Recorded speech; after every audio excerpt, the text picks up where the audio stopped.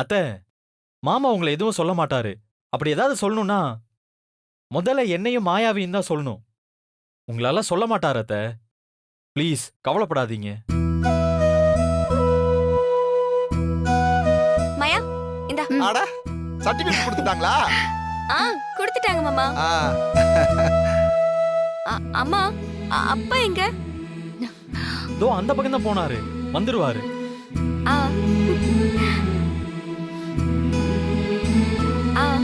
இந்தாங்கம்மா சர்டிபிகேட் பாருங்க.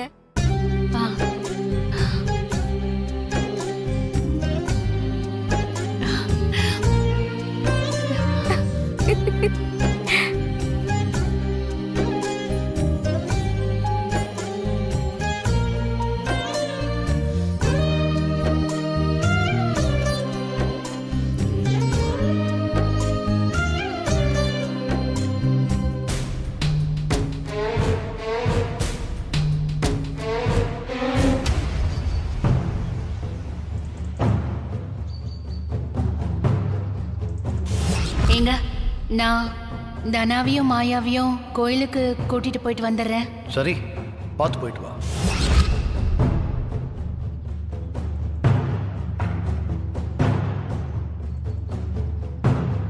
Sorry sir, அன்னைக்கு நான் உங்களை அப்படி பேசியிருக்க கூடாது.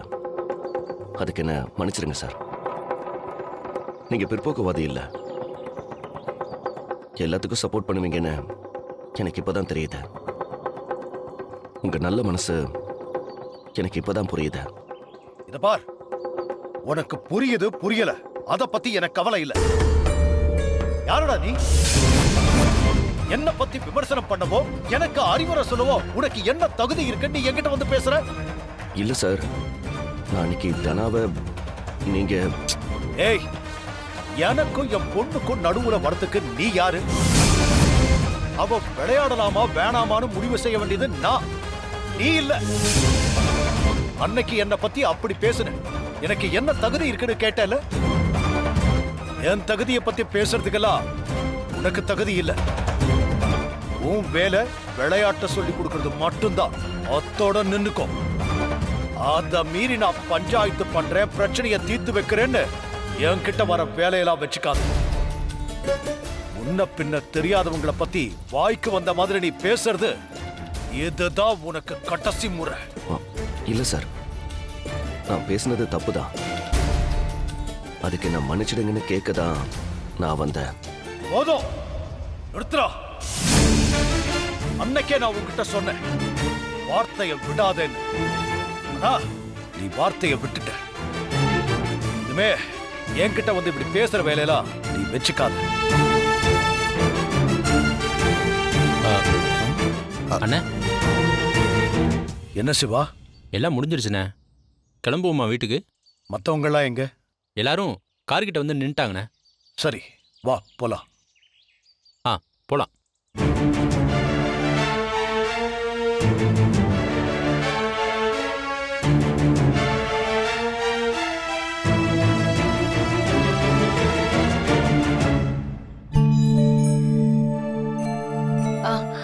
தனா, அப்பா கிட்ட சர்டிபிகேட்டை காட்டு. அப்பா, இதுதான் அவங்க கொடுத்த சர்டிபிகேட்.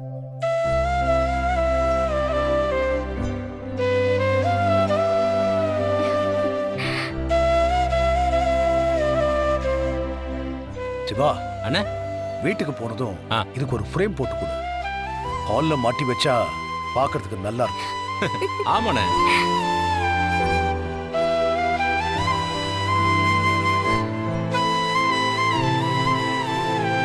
அதே மாதிரி தனம் ஜெயிச்சு வாங்கின கோப்பையெல்லாம் வைக்க ஒரு கண்ணாடி அலமாரியும் செஞ்சு கொடுத்துரு. சரிண்ணே, கார்பெண்டர் வர சொல்லி உடனே செஞ்சிருவோம். சரி, வாங்க போலாம். போலாம்.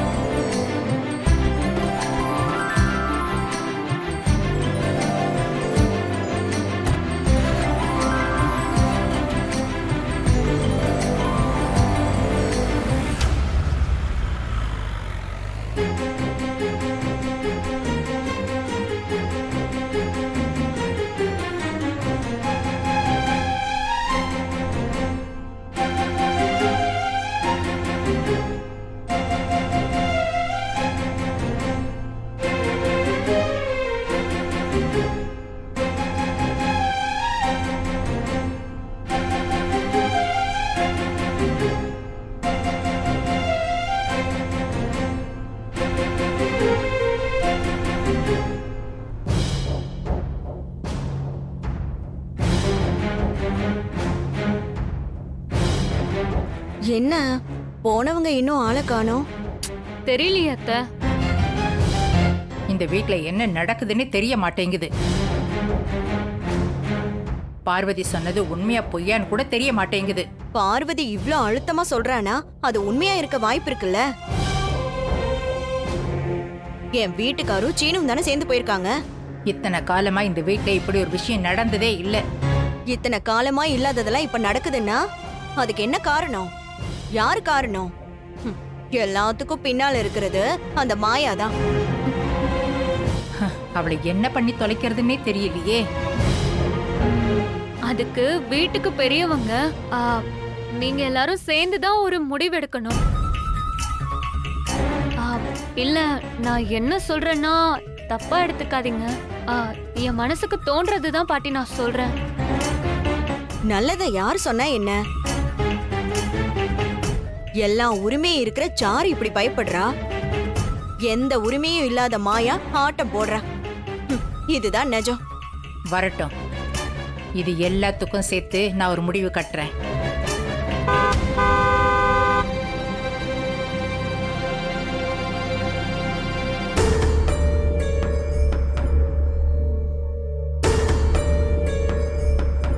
ரகு,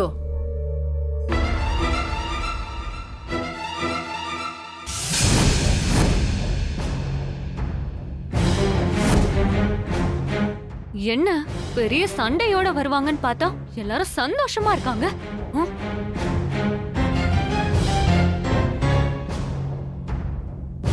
என்னப்பா நடந்துச்சு?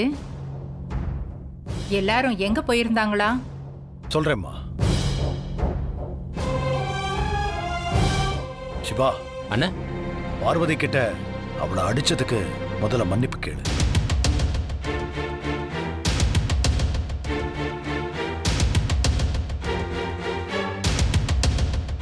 அவ சொன்னது உண்மைதான்.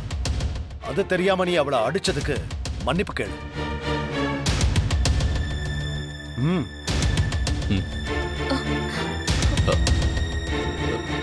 என்ன மன்னிச்சிரு பார்வதி. என்னங்க நீங்க? என்ன அடிக்கிற உரிமை உங்களுக்கு இருக்குங்க. என்னன்னு கூட விசாரிக்காம நான் உன்னை அடிச்சிருக்க கூடாதுதான். பரவாயில்ல, விடுங்க. ரகு, என்னதான் நடந்துச்சு அத முதல்ல சொல்லு. பார்வதி சொன்ன மாதிரி ஜானகியும் மத்தவங்களும் கோயிலுக்கு போறேன்னு சொல்லிட்டு பேட்மிண்டன் போட்டிக்கு போனாங்க. மச்சான், கோயிலுக்கு போயிட்டு அப்புறமா தான் மேட்சுக்கு போனோம். நீங்க வயல்ல வேலை செய்யறவங்களுக்கு சம்பளம் கொடுக்க போறேன்னு தானே சொன்னீங்க? அப்படி சொன்னதான். ஆனா நாங்க போற வழியில இவங்க நடந்து போயிட்டு இருக்கிறத பார்த்தப்போ மனசு கேட்காம அப்படியே கோவில்ல இறக்கி விட்டோம். அப்புறம் தானா மேட்சுக்கு போகணும்னு சொன்னா அங்கிருந்து அப்படியே மேட்சுக்கு கூட்டிட்டு போயிட்டோம்.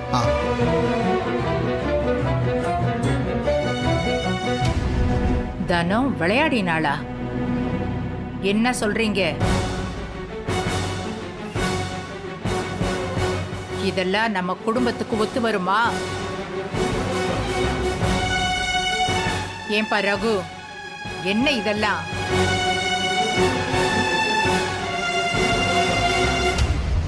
என்ன பாட்டி, இது என்ன அப்படி செய்யக்கூடாத குற்றமா என்ன? குற்றமாவா நான் கேக்குறேன்? பொம்பளை பிள்ளை எப்படி மத்தவங்க முன்னாடி போய் ஆட முடியும்? பாக்குறவங்களோட பார்வை தப்பா தானே இருக்கும். அதெல்லாம் பார்த்தா நம்ம லைஃப லீட் பண்ண முடியுமா பாட்டி? சும்மா இரு. அதெல்லாம் நீ உங்க ஊரோட வச்சுக்க, இங்க கொண்டு வராத. நாங்கெல்லாம் மான மரியாதையோட கௌரவமா வாழ்ந்துட்டு இருக்கோம். விளையாடுறதுனால மான மரியாதைலாம் போயிடாது பாட்டி. நீ வந்ததுக்கு அப்புறம் தான் இந்த வீட்ல பிரச்சனை அதிகமாயிட்டு இருக்கு. நீ வர்றதுக்கு முன்னாடி இந்த வீட்ல இந்த மாதிரி எதுவுமே நடந்ததில்ல. உடனே என் மேல பழிய போட்டுருவீங்களே. முதல்ல இதெல்லாம் தப்பே இல்லைன்னு நீங்க எப்பதான் புரிஞ்சுப்பீங்கன்னு எனக்கு தெரியல பாட்டி. பெரியப்பாவே ஏத்துக்கிட்டாரு.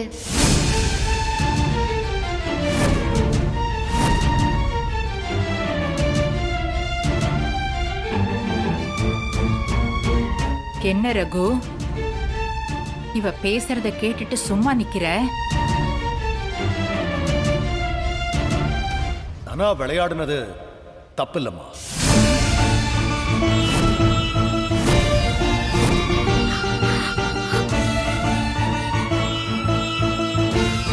அவ விளையாடணும்னு ஆசைப்படுறதோட நிக்காம அதுக்காக உழைச்சிருக்கா. இன்னைக்கு கப்பையும் ஜெயிச்சுட்டு வந்திருக்கா.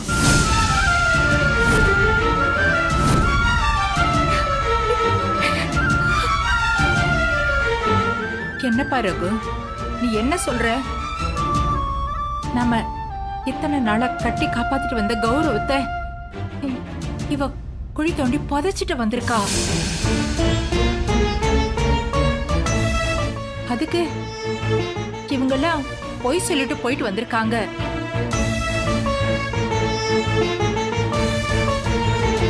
எல்லாரும் சேர்ந்து தப்பு மேல தப்பு பண்ணிட்டு வந்து நிக்கிறாங்க. நீ என்னடா அண்ணா தப்பு இல்லைன்னு சொல்ற?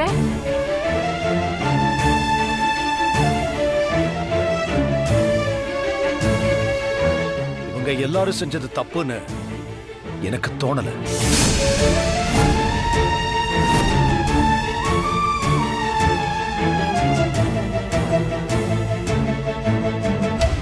தப்பெல்லாம் ஏன் மேலதாம்மா. நீ என்ன தப்பு பண்ண? ஒரு விஷயத்தை நமக்கு தெரியாம ஒருத்தங்க பண்ணாங்கன்னா தப்பு அவங்க மேலன்னு சொல்லலாமா?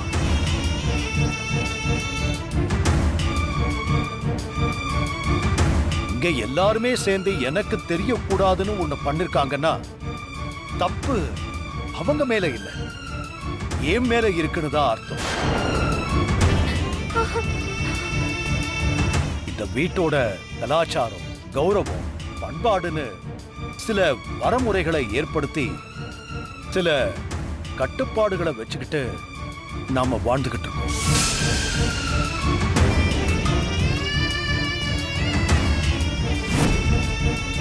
அது நமக்கு மட்டுமானதுதான், பக்கத்து வீட்டுக்கு கூட பொருந்தாது.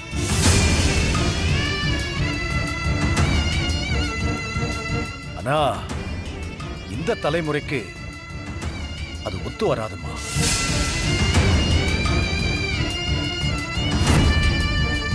நாம ஏன் கட்டுப்படணும், நம்ம கனவை ஏன் தூக்கி போடணும்னு அவங்க கேக்குறாங்க. அவங்க கேள்வியிலையும் தப்பு இல்ல.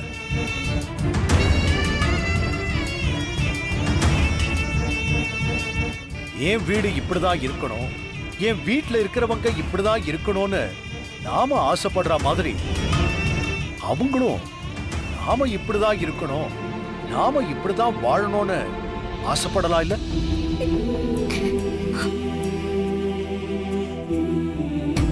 அதுக்கான எல்லா உரிமையும் அவங்களுக்கும் இருக்குமா. நம்ம கனவு நமக்கு எந்த அளவுக்கு முக்கியமோ அதே அளவுக்கு அவங்க கனவு அவங்களுக்கு முக்கியம்.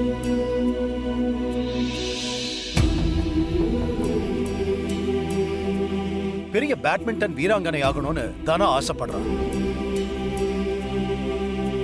அதை நிறைவேற்ற இவங்க எல்லாரும் போராடுறாங்க.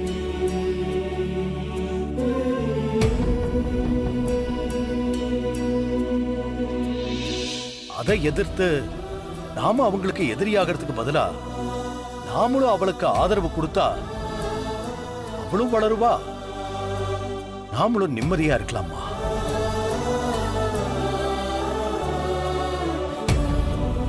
உங்க யார் மேலேயே எனக்கு எந்த கோபமும் கிடையாது. நீங்க எப்பவும் போல இருங்க.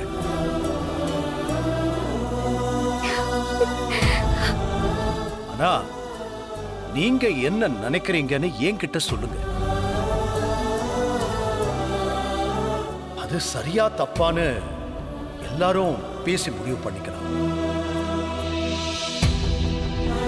இந்த மாதிரி தெரியாம எதையும் பண்ணாதீங்க.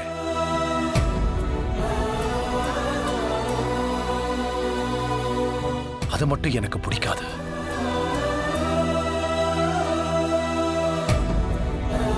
ரகு, மாமா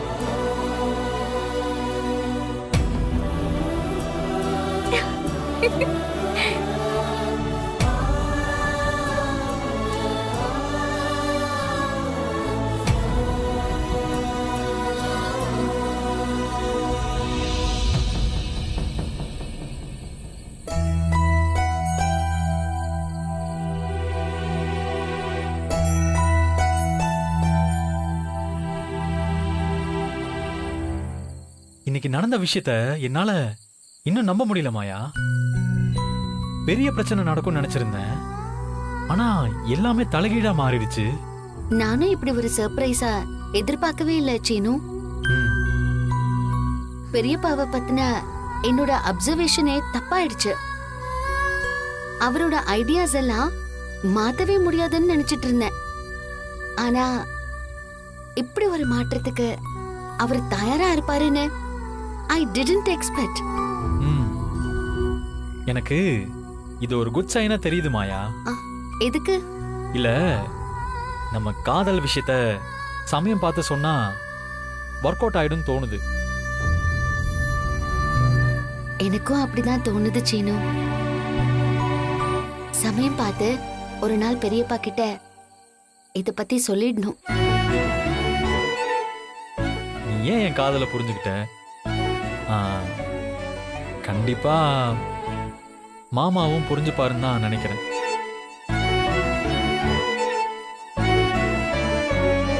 நானே புரிஞ்சுக்கிட்டேன்னு கிண்டலா சொல்ற? கிண்டலாலாம் சொல்லல, உண்மையதான் சொல்றேன். நீ என் காதலை புரிஞ்சுக்க நான் எவ்வளவு ட்ரை பண்ண தெரியுமா?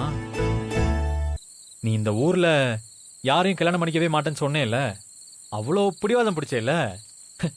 இப்ப பாரு, நீ என்னதான் கல்யாணம் பண்ணிக்கிட்டு இந்த ஊர்ல இருக்க போற. டேய், பெரியப்பா இதை ஏத்துக்கணும்டா. இங்க பாரு, ஒரு பெரிய போராட்டத்துக்கு அப்புறம் தான் நம்ம கல்யாணம் நடக்கும்னு நினைக்கிறேன். ஆமா மாயா, நான் இல்லைன்னு சொல்லல. நிச்சயமானவனை எப்படி இன்னொரு பொண்ணுக்கு கல்யாணம் பண்ணி கொடுக்கறதுன்னு இந்த மாதிரி நிறைய கேள்வி இருக்கும். அதை தாண்டி அவரு நம்மளை ஏத்துக்கணும். என்னடா ஏத்து பாருன்னு நம்பிக்கை இருக்குன்னு சொன்னேன், இப்போ இப்படி சொல்ற? நம்பிக்கை இருக்கு, ஆ, இருந்தாலும் இத்தனை பிரச்சனை இருக்குன்னு சொன்னேன். நீ எதுவும் சொல்ல வேண்டாம். நம்ம கல்யாணம் எல்லார் சம்மதத்தோட நல்லபடியா நடக்கணும்னு வேண்டிக்குவோம். ஆ, அதெல்லாம் நடக்கும். சரி, அதை விடு. ம்? அது நான் அதை விடுன்னு திரும்பவும் என் கைய புடிச்சிட்ட. அது நல்லபடியா நடந்துடும். அத பத்தி நீ ஒண்ணும் கவலைப்பட வேண்டாம். இப்போ இந்த நிமிஷத்தை பத்தி யோசிக்கலாமா? இந்த நிமிஷம்னா? அப்படின்னா நைட் டைமு, மூன் லைட்டு, நீயும் நானும் தனியா இருக்கோம். சோ சோ வேற என்ன பண்ணணும்னு சொல்ற? அதுவா? அது அது என்னன்னா,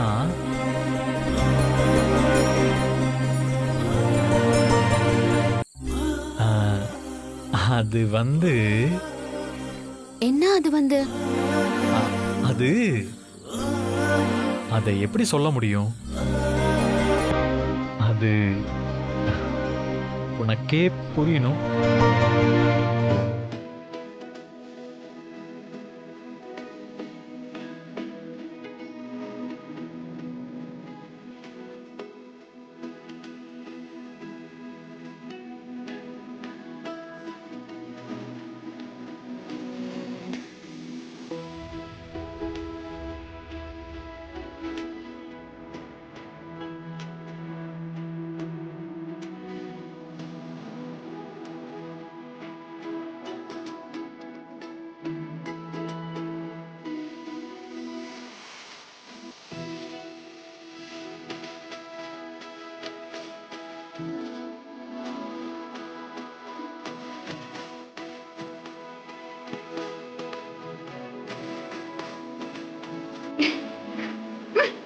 ஏய் ஏய் மாயா,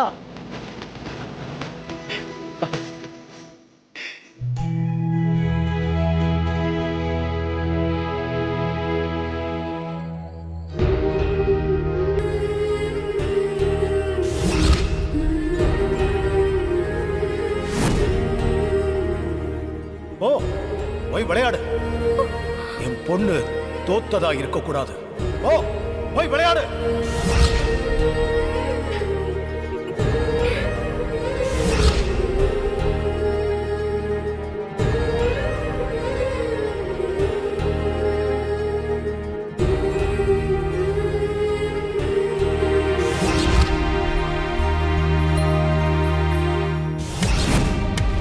என்ன நடந்தாலும் என் ஜானகி எல்லாத்தையும் என்கிட்ட சொல்லிடுவான்னு எனக்கு ஒரு நம்பிக்கை எப்பவும் உண்டு.